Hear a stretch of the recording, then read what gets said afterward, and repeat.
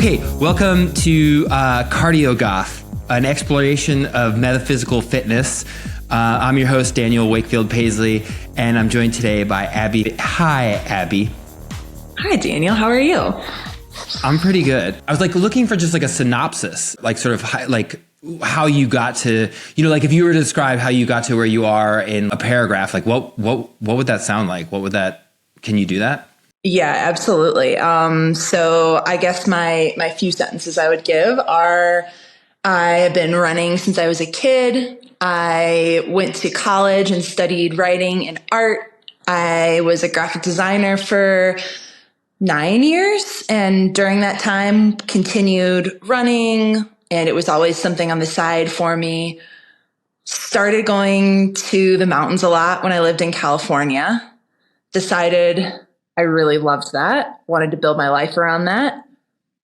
Moved to a place where I could make it happen and got addicted to the process of pursuing my goals. Got some cool opportunities to pursue the sport professionally, which made me retire from the design, you could say, and focus on running and see where I could keep taking it. But it's not like when you were 15, you weren't I'm going to be a professional athlete. Or had it always been sort of you know what, I might be a professional athlete? I mean, I definitely have actual journal entries from when I was a kid that was I want to be a professional runner one day, but it was not there were not many indicators along the path that was going to happen. I was not the star runner in high school or college or anything like that. And it was just always something I continued doing because I loved. So I think I always did sense that there was more there, but it wasn't until I discovered the sub-sport, I guess, of going very long and far that I realized that maybe I could actually achieve that. That's interesting. Until you add the endurance component, it sounds like maybe you were an unremarkable runner or, Yeah, exactly. I think I was good enough to be on teams and stuff like that. And I did it at a small college, but I wasn't the best kid on the team or something like that. Anytime I talk to people from past eras of life, they're really? Professional running? Huh? It's been a real plot twist in my life in a fun way. I wonder how much of the endurance thing is a physiological thing and how much of it is an emotional, spiritual, mental thing. My sense is that it would be likely a combination of both. But I wonder if you just just touching on that and what do you think? I feel there is a mental component to ultra endurance that is required to be good at it. And that is what has really interested me, I think, the most. So on a physical level, it's just the longer I'm able to go, I think the better I've been able to do. But also, I think it's because at a certain level of endurance, different factors become important. How much you believe in yourself, how much you actually want to do this, how much you're actually enjoying the act of putting one foot in front of the other, your nutrition, your ability to manage gear. There's just so many factors. And I think over time, it becomes less about the pure physicality of it and more about these other things. And I think that's why it's so fascinating to me. Yeah, it's just a complete end-to-end process that you have to get good at. There is something when you veer into endurance, it really does become, there's increased strategy and there's a gamification of it all or something. Mm-hmm. You're probably, as much as you're competing against other people, you're competing against your own sense of limitations, you're competing against yourself more in a sense. Oh yeah, for sure. You could be in a racing scenario with someone and they're having nutrition issues and a bad stomach and you're having some issue with your foot or something like that. And you're competing against the different sets of factors that you're facing in that moment, which is so fascinating to me. Yeah. You both have your very different, at that point, very different obstacles to overcome or problems to solve. I think it's really cool that those are actually part of the thing you're competing at. Like when I first got into the sport, I was like really like banging my head against the wall about certain races, being like, oh man, this was going perfect. But if I hadn't had these issues with my breathing, if I hadn't had these nutrition issues, like it would have gone great. And it took me a while to realize that like those were part of the thing I was competing at. And like, it wasn't just like this, those weren't in this bucket of like uncontrollables. Many of those were indeed within my realm of influence. And it suddenly became really empowering for me to view those through part of the thing I was trying to be good at, and made it feel more skill based. What are some of like career high points, low points? What do we know about you? You know, what are like some like big moments, both good and bad? Big moments, both good and bad. Let's see. Starting with, I guess, the last couple years, like I had probably my best season ever in 2022. Where I was on the podium at CCC for the second time, which is the 100K race at UTMB, won Transvolcania, I was second at Trans Gran Canaria, all really cool special races. The kind of thing I've wanted to be good at for a while. And then this last year, broke my leg and knee and tore a bunch of ligaments and had a really major surgery. And that was like a real low that I came kind of crashing to the ground at after a really great season I was excited to build momentum off of. So those are like a couple of recent highs and lows that I think have really contrasted one another. Another high moment for me, 2020, was finishing a longtime personal goal of mine of an FKT attempt on the John Muir Trail. Missed it by like 6 hours, but had a really formative experience out there. Joining the Adidas Terex team, which was like in 2018. That is so cool because I get to be on this team with people from all over the world, all different backgrounds, all different specialties, and we all get to like show up to races as a team. That's like also a big kind of marker in the timeline, I would say. And I've been grateful that there haven't been too many lows. I mean, I like blow up at races sometimes, like a lot of people. Like when I was first getting into the sport, I was really fixated on the Leadville 100 and did that a couple times and just blew up terribly both times. But I have always finished these races, which is crazy. Like I haven't DNF'd one yet. And so I've had a lot of like not glamorous marching it in style races that I think have taught me a lot. So yeah, it's been a mix of everything. You've never like I'm sure maybe somewhere you must have DNF, but you've like for these big sort of iconic races, like you've managed to finish every time. Yeah, I mean, I've had some real ugly finishes in there too. Like, I mean, both those Leadvilles was like I just walked the last like 40, 50 miles of both of those. So it was like just committing to getting it done. I have. Yeah. Is that noteworthy? Like that's a thing. Like that's a thing that Abby does, not a thing that most people do, right? Yeah, I would say so. I feel like especially with as long as I've been doing this now, which is I started in 2016, 17, 18, 19. It's like whatever, 8 years is that. I feel like over that time, like by now you would think that maybe I would have had a couple, but I feel like I know a couple other people that have had long careers and not DNF things. And it's like, it's no like judgment on like, you know, finishing or not finishing races for other people. But like for me, I've just not come across like a situation or reason where it wouldn't have been about ego. And so I feel like it's always really important to finish what I started if I'm physically able. Like being sad about not doing well for me hasn't been a good enough reason to stop. And I have had some really special experiences like marching it out at these races. And I think it's taught me a lot about managing my body and my mind for long periods of time. I've never regretted finishing a race. I think especially because my journey in the sport started from like a mid to back of the packer, like style, like I don't want to change my perspective just because I'm now like going into races that I want to try and win. Like I want to still always have that mentality that I started with, which is like feeling really lucky to be there and get to try something big.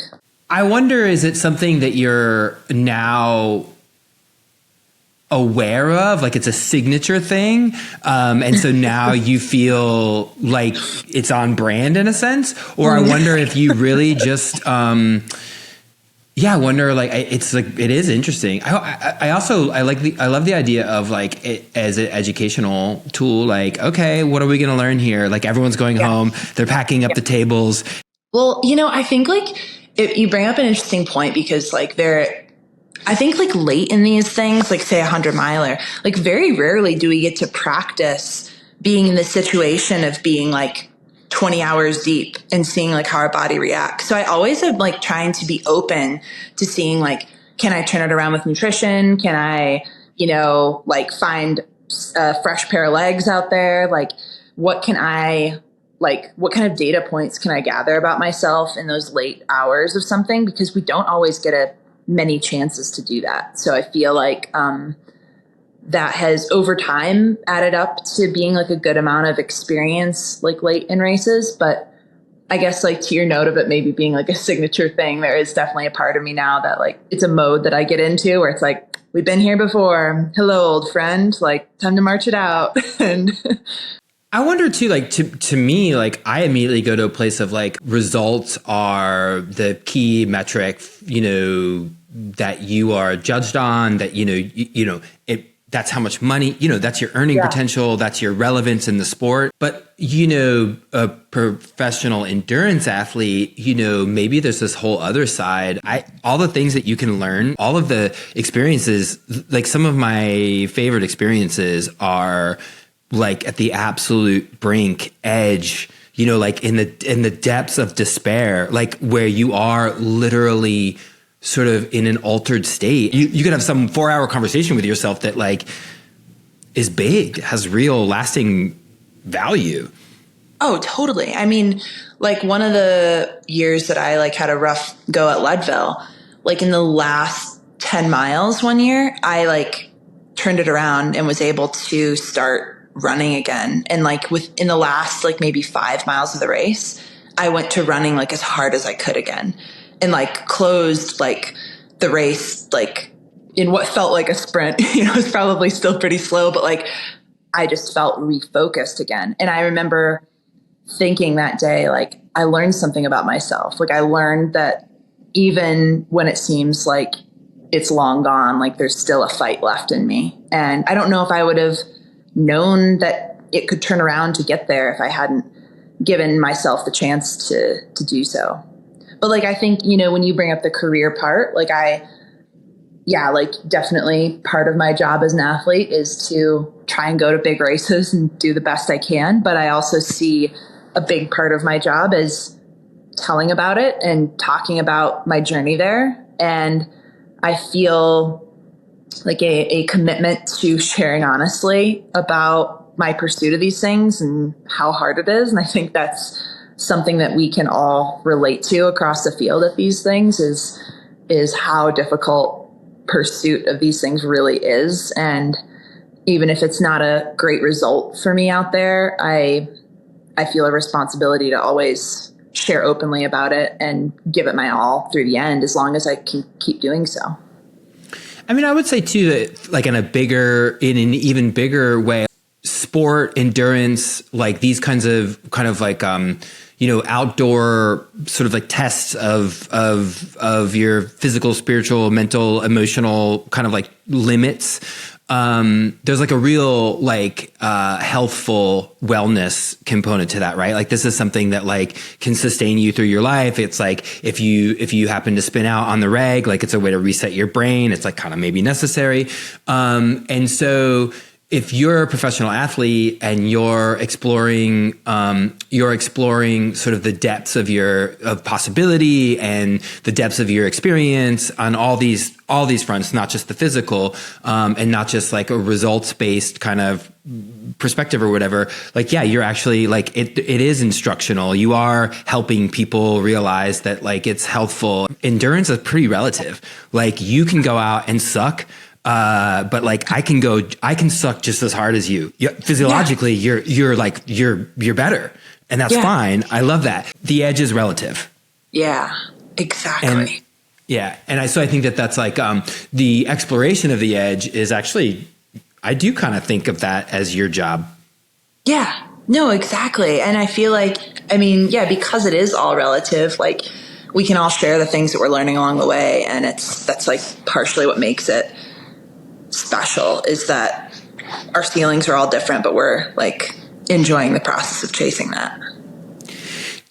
Do you, I'm fascinated by the idea of flow state. Does flow state mean anything to you? Do you have a relationship to it? Would you share your thoughts about flow state, whatever it means to you?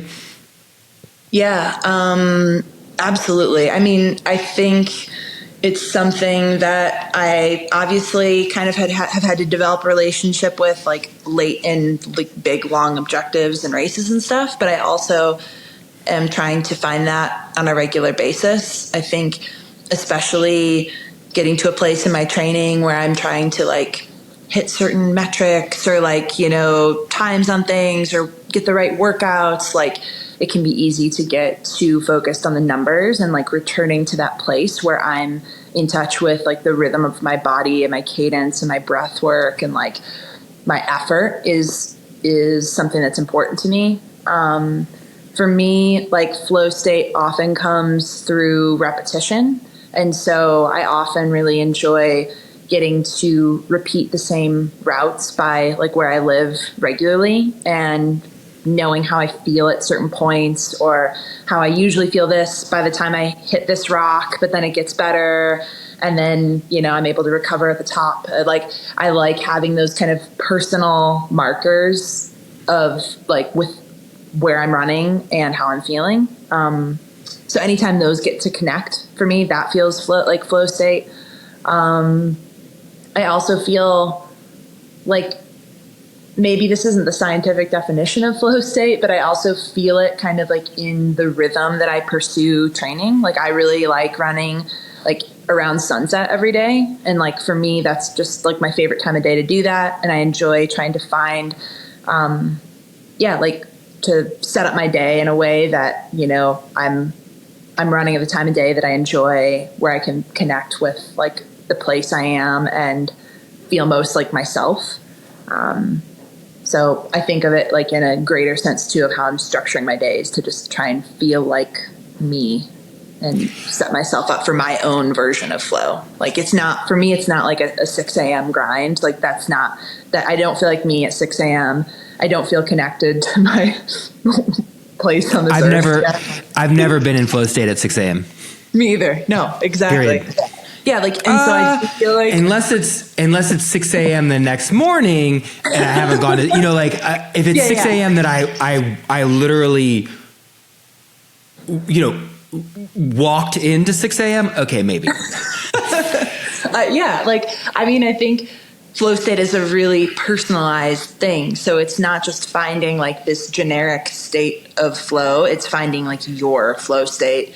And I think there's a lot of different factors to pay attention to set ourselves up for our own personal flow state. The main thing I keyed into was connected, you know, like, so you're saying like, oh, if I go at sunset, and I go and I do this route that I do this run that I'm familiar with, then I guess what I'm hearing is like that familiarity means like a certain amount of like, you can turn off anxiety about finishing it. You can turn off you can turn off any kind of like, how do I get there? Where do I get? All the kind of like logistical concerns, they go away. And then if you go at sunset, you're like, I don't know, it's a time of day that I like. The colors make me feel a certain way. So like, I feel like you're, like it's an opportunity. So if all of the logistical things go away and the light and time of day is a certain way that you can kind of like sink into, like then you get to like really like connect to that sort of like topography, that, you know, like the land, the earth, the ground. Yeah. 100%. You said it better than I did. Exactly. You're not just simply trying to like find your way home. You're able to like meditate. I've really been fascinated by, you know, like the lizard brain, right? Yeah. You know, you gotta like, it's survival. It's like, it wants to protect you. It's like, we need to eat. We need to be warm. We need to like shelter. We need, you know, it's like, and for athletes, especially endurance athletes, like the lizard brain goes from being, you know, sort of like anxiety with utility to like kind of like fucking you up a little bit. Like, and there's this like whole like fight, flight, or freeze. I'm just wondering if when you're fighting your lizard brain the hardest, like what is it? Are you, you know, like what is that experience like? Or like how, like when you have to like manage your thinking, like when you're in tough situations, like what is that like? Or do you have any experiences that are worth sharing? I think probably I tend to be on flight or freeze, probably. Like, I think I can be a bit like escapist and wanting to kind of like outrun things, so to speak. Whether that's like, you know, just in the generic sense of being on the go all the time, or wanting to like always be getting out for more miles or more trails or more summits. Like there's that part of me for sure. Fortunately, my life is set up in a way where, for the most part, that behavior is pretty like justified and has a place in my day to day. But I think probably the freeze switch for me, that part of my brain is definitely utilized a lot, especially with like my relationship with like self-confidence and how I feel sometimes like I am walking this tightrope between maybe feeling too confident or not confident enough. Like it's either veering this way into like going into that one race I was talking about, like larger than life confidence, like ready for a big outcome, or then I'm like coming out of that, going back too far the other way of imposter syndrome, not good enough. And so like, that's like one tightrope I feel like I'm kind of constantly assessing my relationship with. And that's probably something that I freeze on a lot. You talk a lot in various interviews and like over the years in media, you talk, well, maybe not a lot, but like one thing that I, for whatever reason, I feel like I heard a number of times is like wanting to take risks. Like you seem like risk positive. Yes, I am risk positive. And I think it's because like this is such an unexpected kind of place for me to have landed in life. It feels like I just want to wring as much out of it as I can. Like the worst case scenario is that like I can't do this professionally anymore. I go back to like a design career, and like I have other, like there's a lot of other lives I'm happy living. So this chapter that I'm in right now, I want to leave no stone unturned. So I don't feel like there's a whole lot to lose. And so I do feel pretty eager to find risks that I can take so that I know I'm doing it right, and that I'm not going to look back and wish I'd done it differently one day. I love that. You started your career in design, and I feel like in doing some research, you seem to you are very expressive. Like you write a lot, and you feel compelled, obviously, to share your feelings about things. You're literally doing this like demonstration of like physical, athletic, sort of competitive excellence, right? But like, if you add it all up, I feel like you're trying to say something, and I'm wondering if you know what you're trying to say. I do believe that this stuff matters not because of the thing itself, but because of what we can learn from pursuing something that we enjoy. And I think that can be a lot of things, but for me, it's taken my life to people, places, experiences that I would have never dreamed of being. And I want people to know that they're capable of those things too. And that there's no superpowers that help get you there. It's just repetition, enjoyment, focus, care about what you're doing. Like these things all build to something special and meaningful.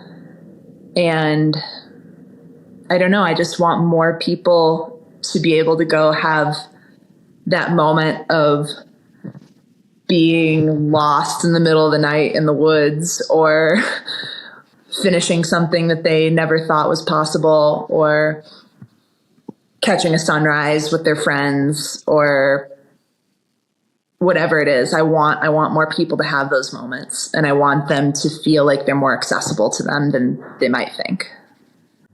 I like being able to bond over things like this, like with you, and know that like we both know that feeling of being out there and setting a new misery PR. And I feel like it's this kind of like underground, growingly less underground, but still special. I guess it doesn't need to be underground. I want everyone to experience this, but like it's not popular for good reason. Like the reason that not a lot of people are out doing this relatively compared to the number of people out, I don't know,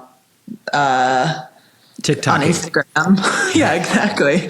Is because one's a lot harder than the other. And I think because of that, like the bond feels really great with anyone who sees value in these things. And it gets me stoked.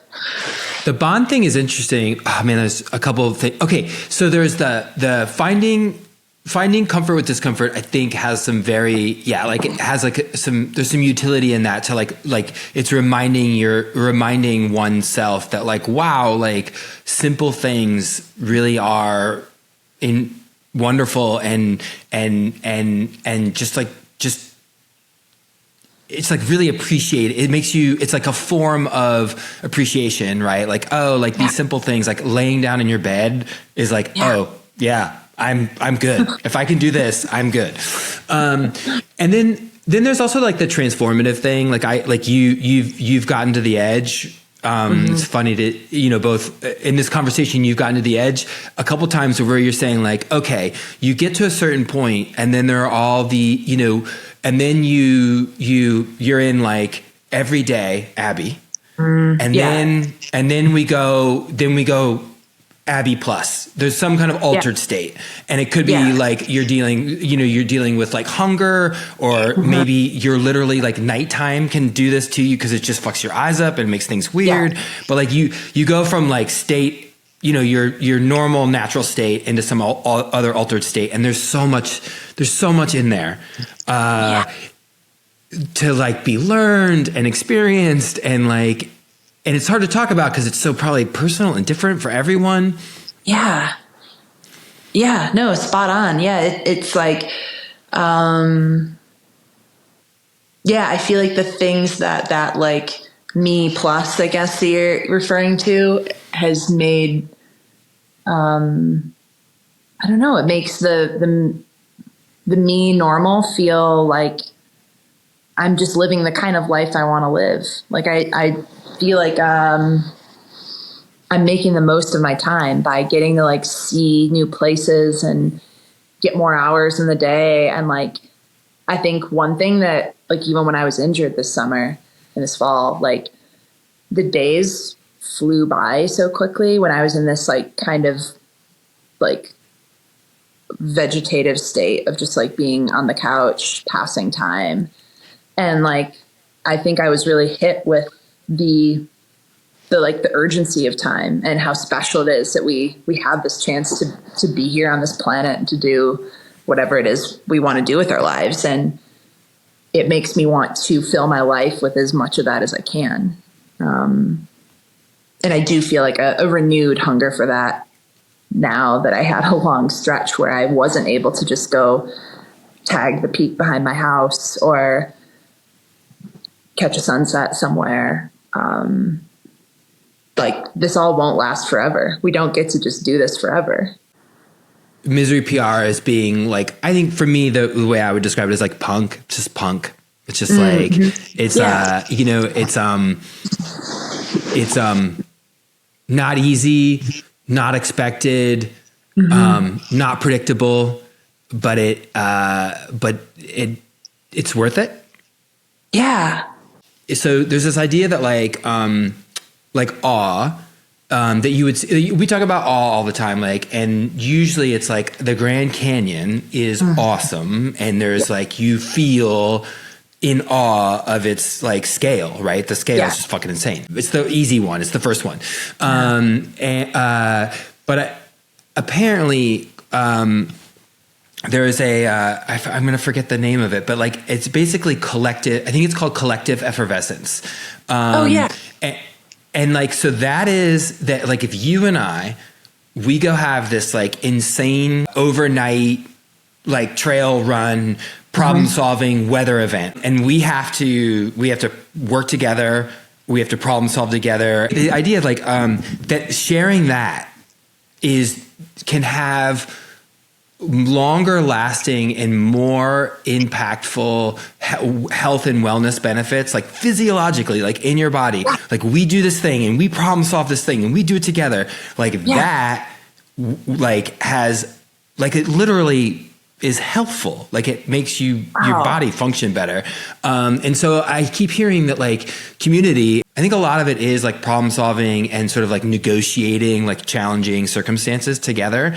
Anyway, that actually apparently is literally helpful. I love that that's true, because I feel like that's true. And I love that that's actually something that our bodies benefit from. And that's really interesting. I mean, I think it has something to do with also just like maybe each person like having a role or like working together on something and feeling a sense of accomplishment. Like, that's, I purpose, think, being needed, being seen. Yeah. Like, I feel like we all know that feeling too, of like coming in from a big ride or a big run and being like, I went there, I did that. And that even on your own, that feeling of having completed whatever task it is you wanted to go set out to do is something that's meaningful. And you got to do it like physically pursue it. Yeah.